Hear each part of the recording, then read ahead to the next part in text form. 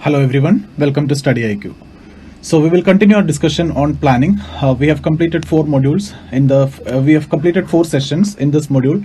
First session we have talked about the objectives and types of planning, and in the second module we have discussed about different strategies of planning, and then we have covered Professor Jagadish Bhagwati concept of planning, and then Professor Amartya Kumar Sen concept of planning. All these things we have discussed, and we have also talked about Kerala model of development and Gujarat model of development, and then we went for understanding all the 5-year plans. And in the next session we have talked about the first 3 5-year plans, and we have seen in detail. We have talked about Harrod-Domar model, we have talked about Mahalanobis model. All these things we have discussed, and in the 4th session we have covered from the 4th, 5 and 6, 7 plans. Okay, and we have talked about the issue which happened in 1990 and the plan holiday, which was related to BOP crisis, and we have also talked about the Washington consensus in 1991 between Government of India and World Bank and IMF.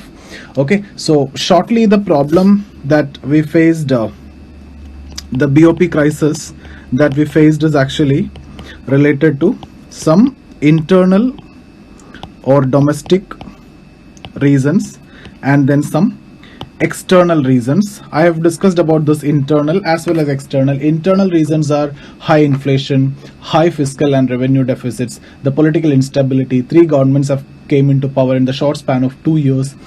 And then external means it's all about the Gulf War, which increased the oil prices, and the foreign remittances also decreased. Okay, and then we have talked about disintegration of USSR, that also drastically affected India, because 25% of our trade volume is actually with the USSR. As we had a counter trade agreement with them, it is actually a kind of barter system. We don't want to pay for the imports, we need to export, okay, equivalent amount. And then we have discussed about the reforms which was introduced.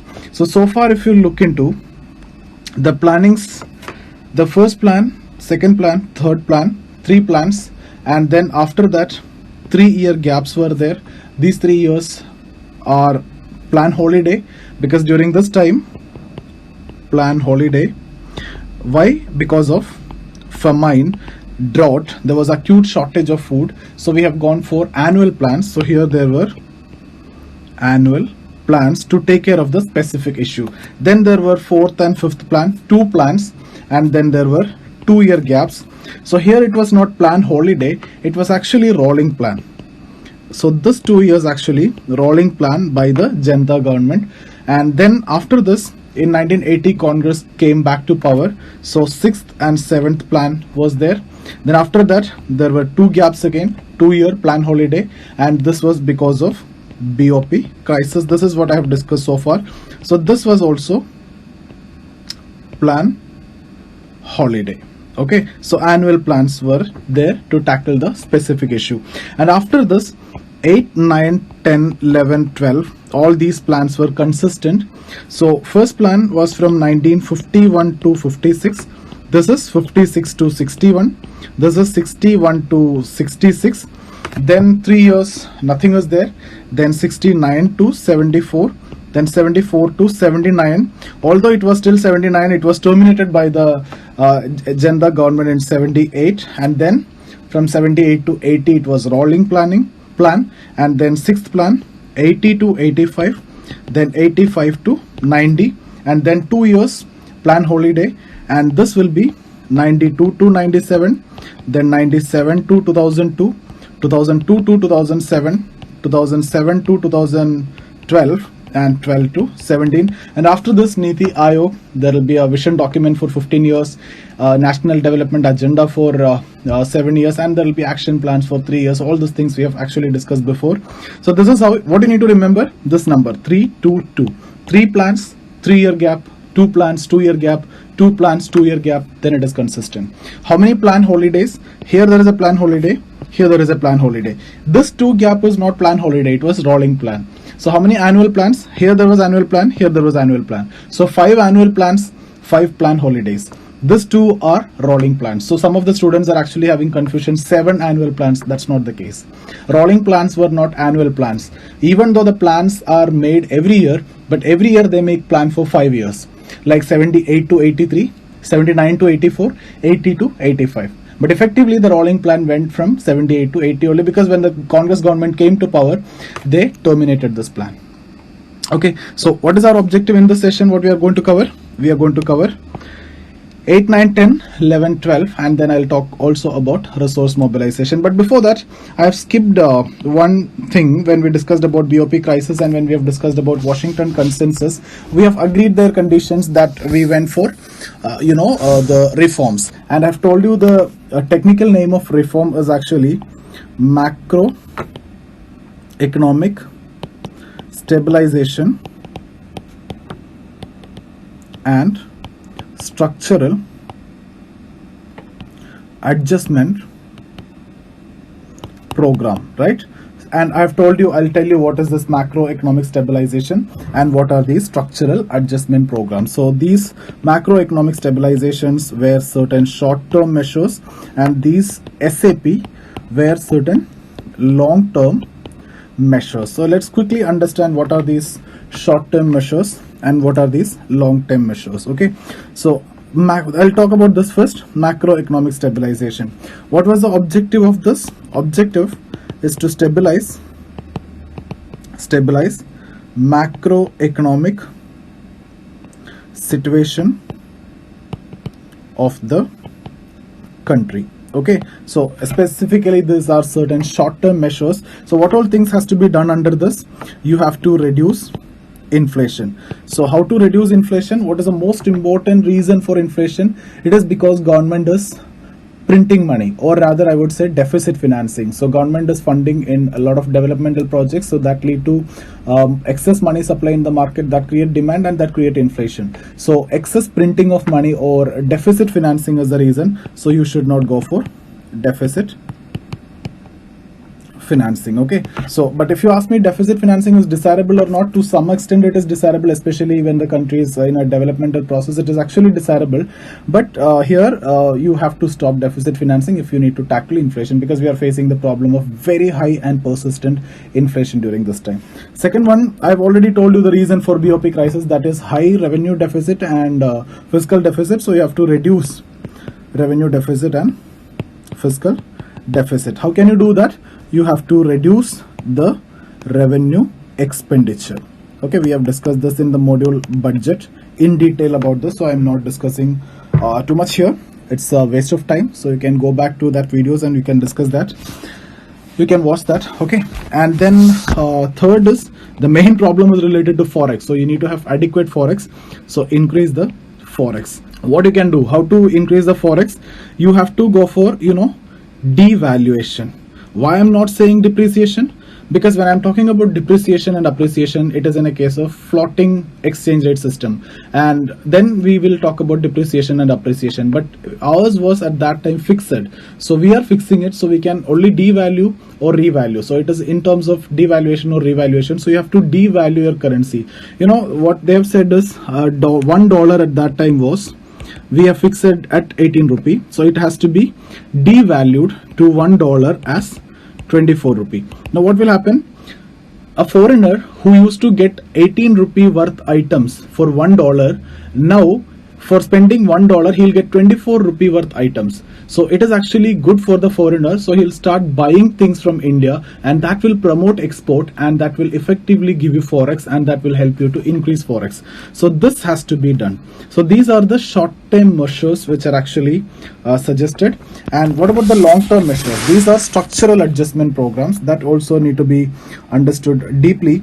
The long-term measures, the objective, SAP, I'll be writing it here, SAP, the structural reforms, okay, or structural adjustment program. The objectives to change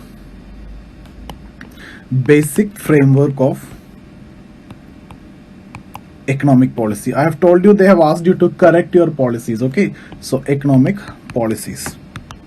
So basically from government regulation to reform, LPG. So government regulation to LPG, right? You call this as this license permit quota Raj, license permit quota Raj to liberalization. So this is actually the objective. Okay, move from extensive regulation to more reformed economic policies. And what all things have been done? What are the long-term measures have been taken care? See, till now our industrial policies and everything is actually guided by IPR 1956. We have already discussed that, and I'm just mentioning these names. We have already covered all those things in different chapters. When I'm talking about the first thing is actually new industrial policy. So new industrial policy, sorry, 1991, IPR 1956, now new industrial policy 1991. So tax reforms, which we have already covered in the module taxation, and we have talked about Kelkar committee, Chelaiya committee, and after Chelaiya committee recommendation, the tax rates have actually reduced, service tax was introduced, MAT, AMT were introduced, and all those things we have discussed. Okay, see, if you have any doubt in any of the previous discussions, or if you need any of the videos, you can actually join this Telegram channel. I have created this Telegram channel to give all those videos. I cannot create the playlist of StudyIQ videos in YouTube, so it is difficult for me. So rather I share all my videos in the Telegram channel. So this is my Instagram ID as well as this is my Telegram channel. You can join over here. You will get all the videos. Okay, all these videos I have done. So I'm not here to talk about new industrial policy because that discussion I've already done. I'm just telling these are the measures that we have taken care, because this in itself is actually a discussion. And tax reform, as part of tax reform, we have done a video on tax reform. There I have discussed about Chelaiya committee in detail. So we don't want to spend time over here for that. Okay, so especially Chelaiya committee. Okay, and similarly banking sector reform. This also we have done this module, banking sector reforms, and we have done this module, and there I have discussed about Narasimham committee recommendations, and I have told you most of the recommendations of Narasimham 1 committee was actually implemented. Okay, so Narasimham committee recommendation. Then there were foreign trade policy reform. This video also you will get, these are the headings of the videos itself. And 5, foreign investment policy reforms. Okay, so these are the structural adjustment programs, and we have done it. New industrial policy, tax reforms, especially Chelaiya committee, and later Kelkar committee was also appointed. That we will understand as second generation reforms. Here we are talking about first generation reform. When we talk about second generation reform, I'll talk about, you know, the Kelkar committee. Then banking sector reform, Narasimham committee, we have discussed all these. Foreign trade policy reform, foreign investment policy reform. So it's like the macroeconomic stabilization means short-term measures. The other one, structural adjustment program, means long-term measures. So we are forced to adopt all these. We don't have any other choice at that time. Okay, because we are on the verge of default. Okay, so we went for it. So I hope this is clear for all of you. Let's move on to the next plan, that is 8th plan. So now we can quickly finish it off. 8th plan, 92 to 97.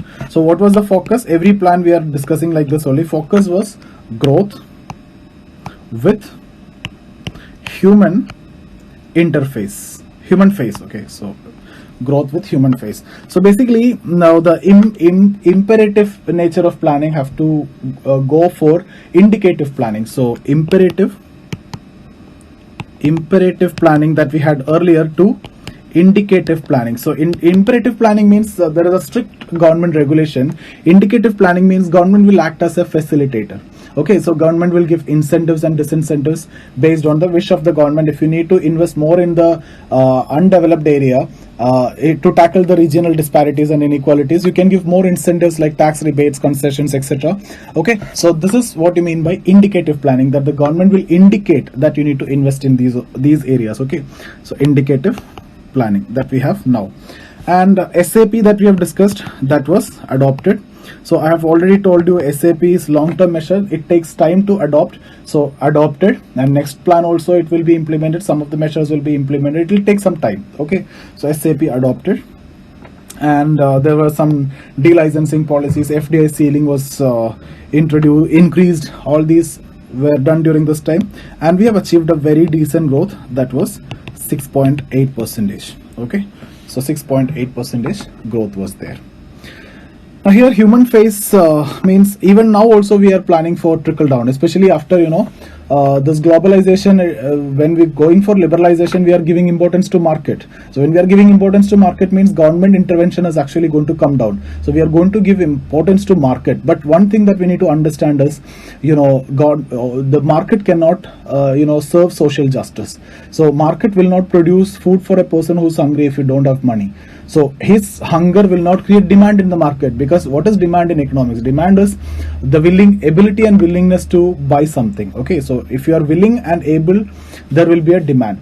You may be willing but you are not able, that won't create demand in the market. So a beggar, if you don't have money, even if he is hungry, that won't create demand in the market for his food, right? So what I want to tell you is, market cannot ensure social justice. So government gradually withdrawn from social side by reducing the social sector expenditure during this time, by expecting trickle down, but that never happened. And what you can see is poverty is actually increased after this, and unemployment rate is also actually increased. And what we expected is, after the reform, employment generation will be more. But what happened is, actually unemployment rate is increased, employment creation is actually reduced, because what happened is, it's all about capital intensive investment actually came, not labor intensive investments. So these all are certain problems that we face during this time because of LPG. And then later you can see government intervention is going to be increased again, and a lot of social development programs like in terms of MGNREGA, Food Security Act, and all these are coming later in mid 2000s. Okay, because of these problems. Now let's discuss about 9th plan, 97 to 2002. So here also the structural adjustment program that is actually continued. And in 99, NDA government came into power. 99, NDA government actually started the second generation reform. So they called that reforms were first generation reform. So now here you can see second generation reform. So the previous one you can write it as FGR, first generation reform. This you can write as SGR, the second generation reform.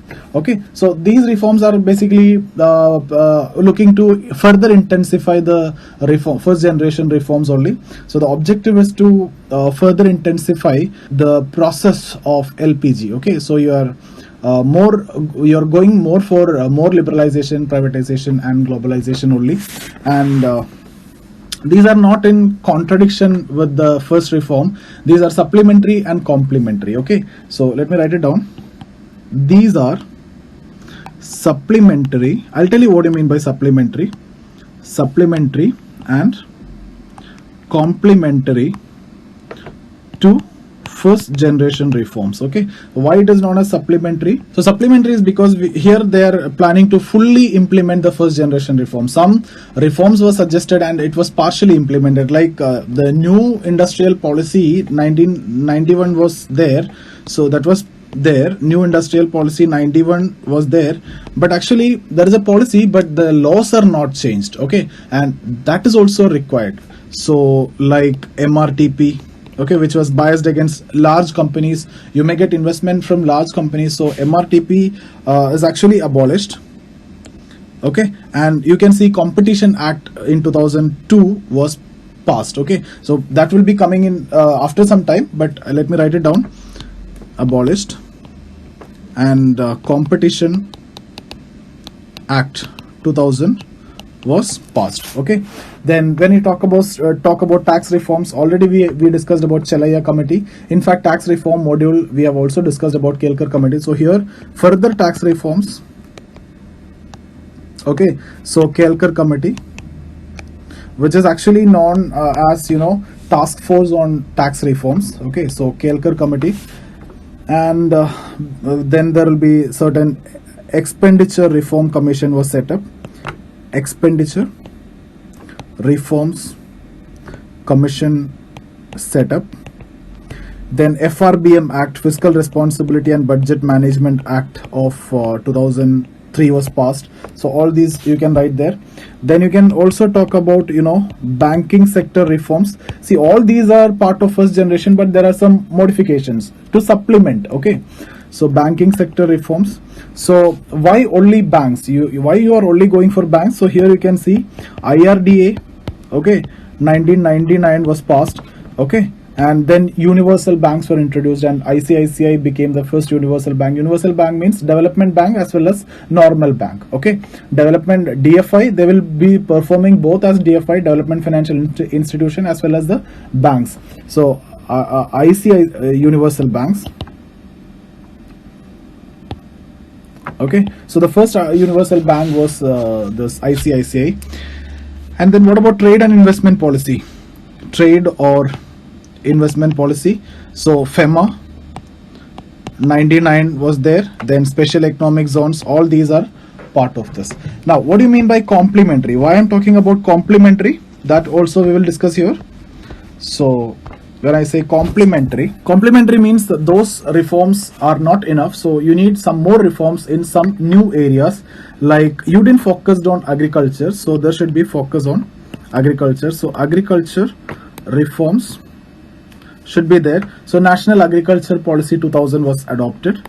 National Agriculture Policy 2000 was adopted.